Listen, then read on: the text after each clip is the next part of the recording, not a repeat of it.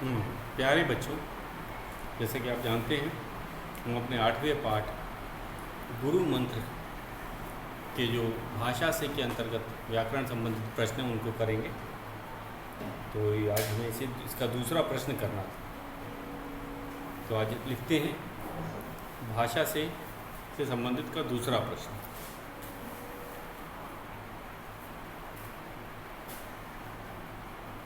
भाषा से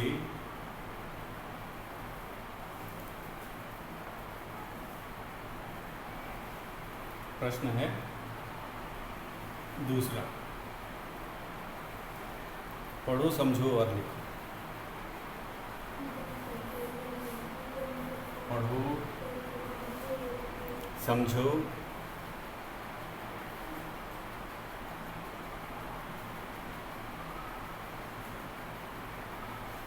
और लिखो।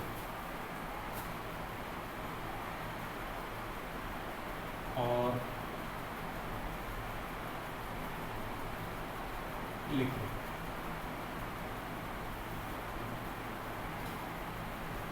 पहला उदाहरण दे रखा है, तो क्या है उसको पहले लिखते हैं। विनम्र,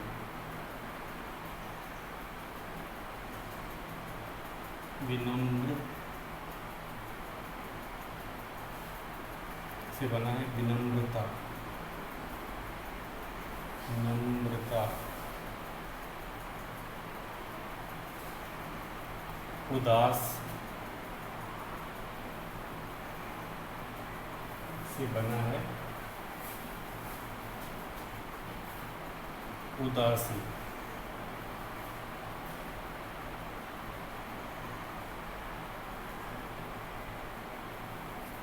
विनम्र से बना है विनम्रता, उदास से बना है उदासी।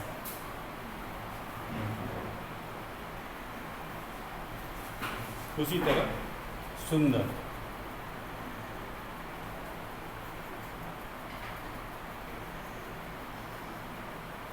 सुंदर से हमें शब्द बनाना है गंभीर,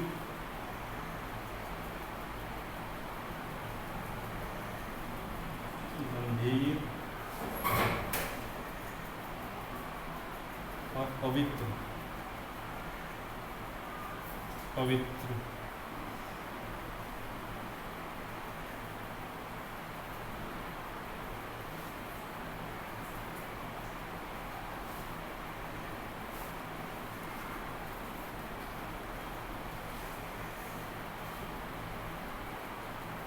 उसी तरह यहाँ बनाना है गरीब,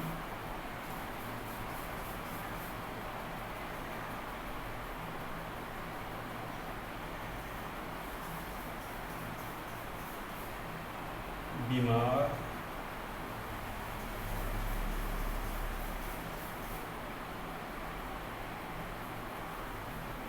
और अमीर।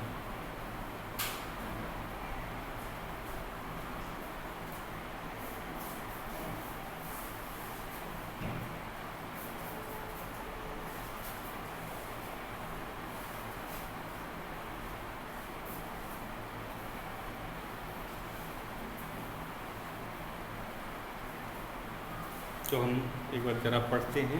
पढ़ो, समझो और लिखो। तो हमने क्या देखा इसमें कि विनम्र से विनम्रता, इसमें ता जुड़ा हुआ है।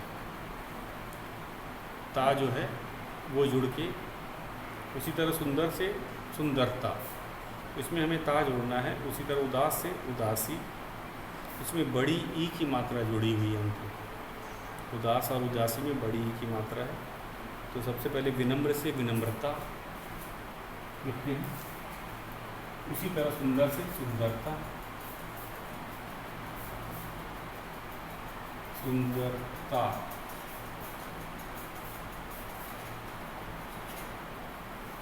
गंभीर से गंभीरता,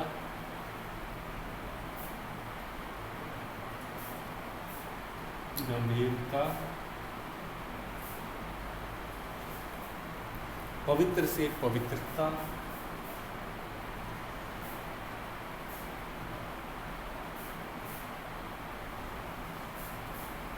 गरीब से गरीबी,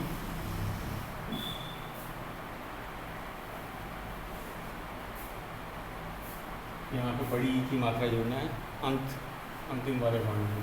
तो गरीब से गरीबी, बीमार से बीमारी, बीमारी, अमीर से अमीरी।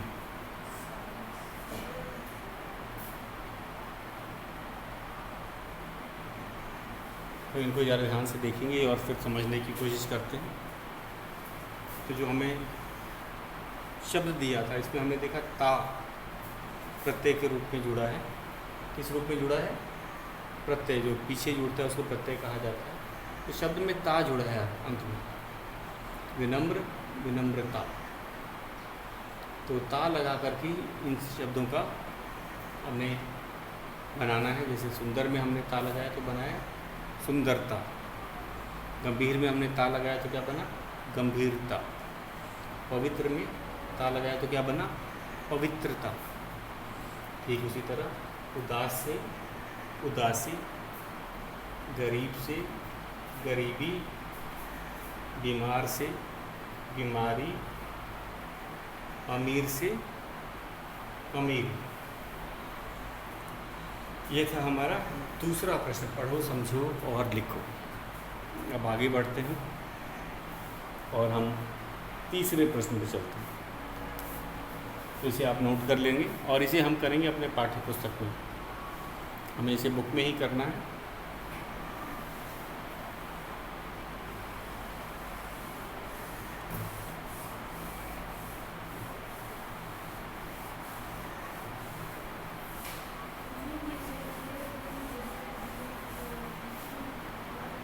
अगला है तीसरा प्रश्न।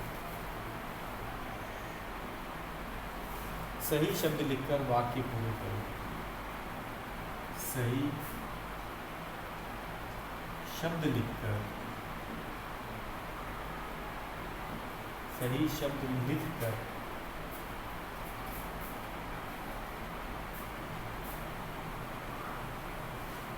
वाक्य पूरे करो। वाक्य पूरे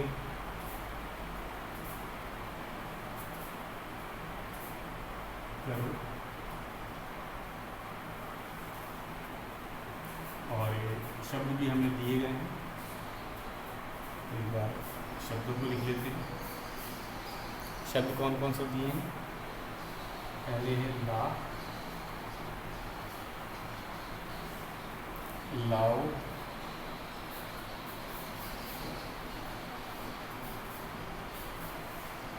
लाया,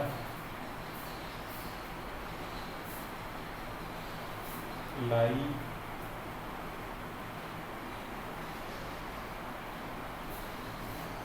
लाए और अंतिम है लाएंगे।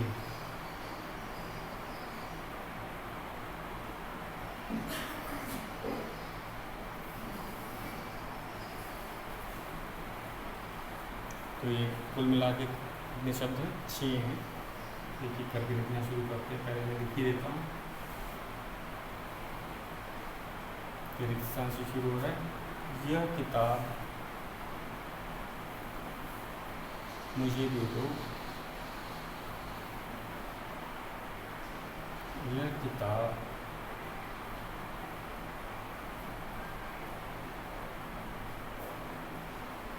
मुझे दे दो।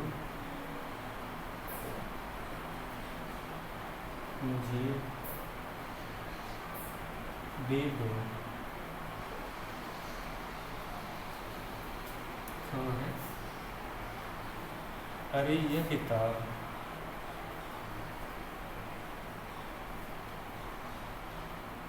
अरे यह किताब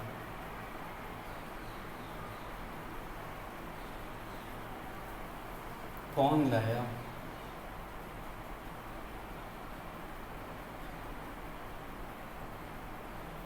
प्रश्नवाचक चिन्ह है,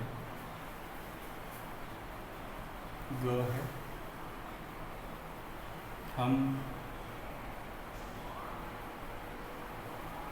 बाजार से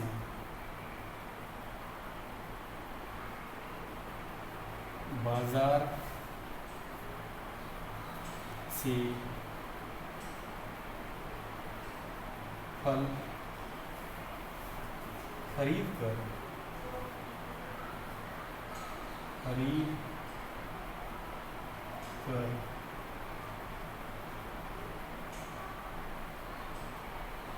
रेगिस्तान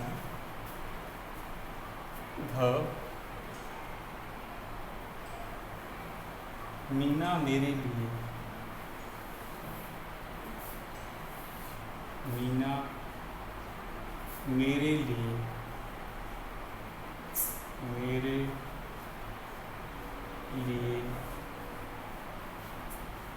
एक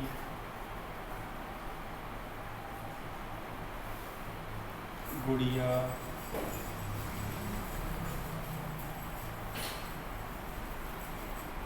रेगिस्तान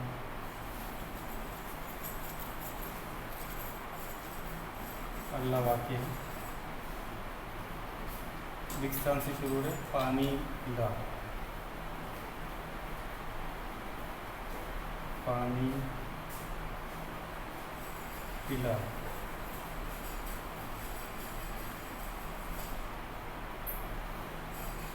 और अंतिम है कल पापा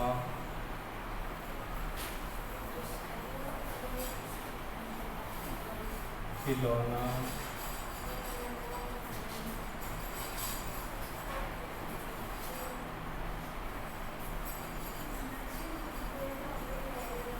तो अब इसको एक एक करके करना शुरू करते हैं।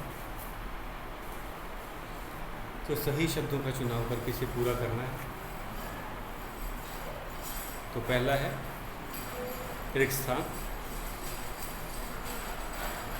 यह किताब मुझे दे दो, यह किताब मुझे दे दो। तो इसमें हम लगाएंगे लाओ, यह किताब, लाओ यह किताब मुझे दे दो। अरे ये किताब कौन लाया, तो लाया ये है, इसको कर लेते हैं।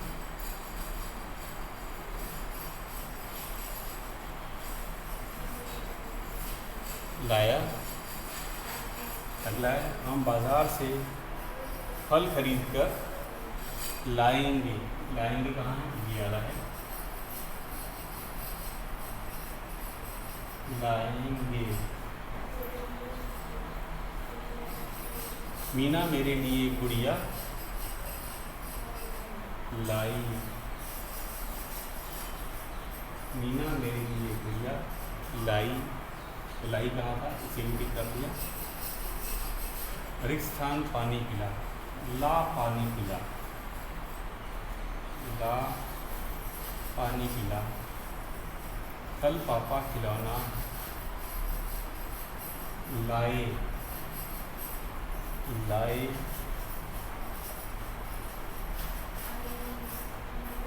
तो इस तरह हम करेंगे एक एक करके। तो लाओ यह किताब मुझे दे दो।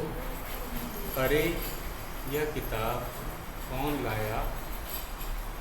हम बाजार से फल खरीद कर लाएंगे।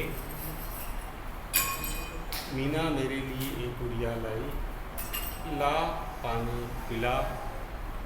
कल पापा खिलौना लाए।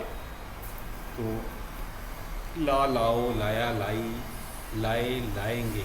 तो इन सब का हमने सही प्रयोग करके रिक्त स्थान को जो वाक्य को पूरे किया है। तो इस तरह के भी प्रश्न आते हैं परीक्षा में, तो उसमें पूरा वाक्य पढ़ना है, तभी हमें पता चलेगा कि कौन सा शब्द हमें चुनना है। वाक्य के अनुसार ही चुना जाता है। तो जैसे यहाँ पे यह किताब मुझे दे दो, लाओ यह किताब मुझे दे दो। अरे यह किताब कौन लाया। तो वाक्य पढ़ने पे ही ये साफ पता चल जाता है कि यहाँ पे अगला शब्द क्या होना चाहिए। हम बाज़ार से फल खरीदकर लाएंगे। मीना मेरे लिए एक गुड़िया, मीना है तो लाई होगा, तो लाई। ला पानी पिला, ला पानी पिला, अपने से छोटे से इस तरह से भी कहा जा सकता है, ला पानी पिला। कल पापा खिलौना, कल मतलब ये बीते हुए कल की बात किया है, खिलौना लाए।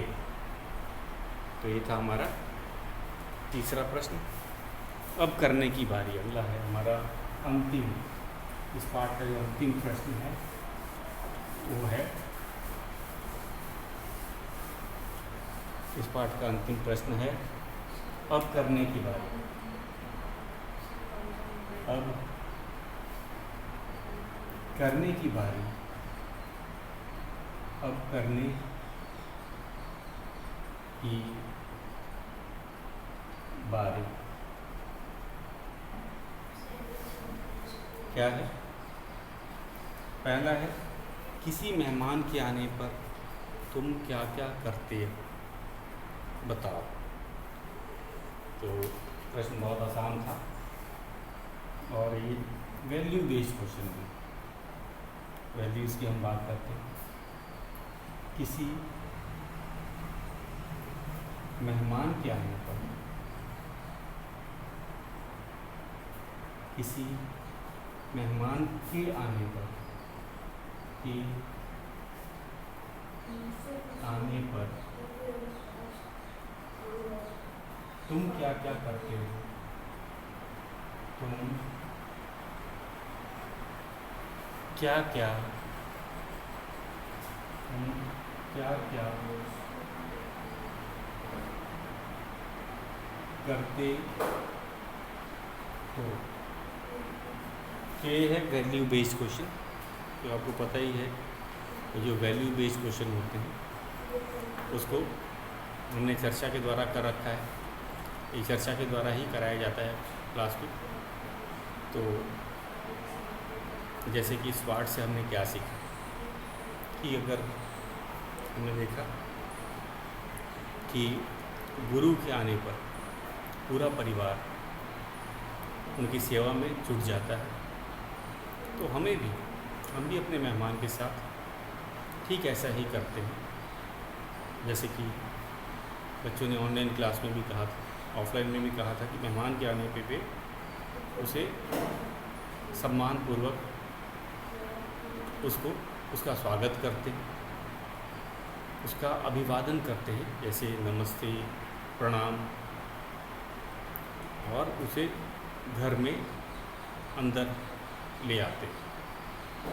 उसके बाद उनकी सेवा सत्कार के लिए क्या करते हैं, पानी या खाने के बारे में उन्हें दिया जाता है, पूछा जाता है।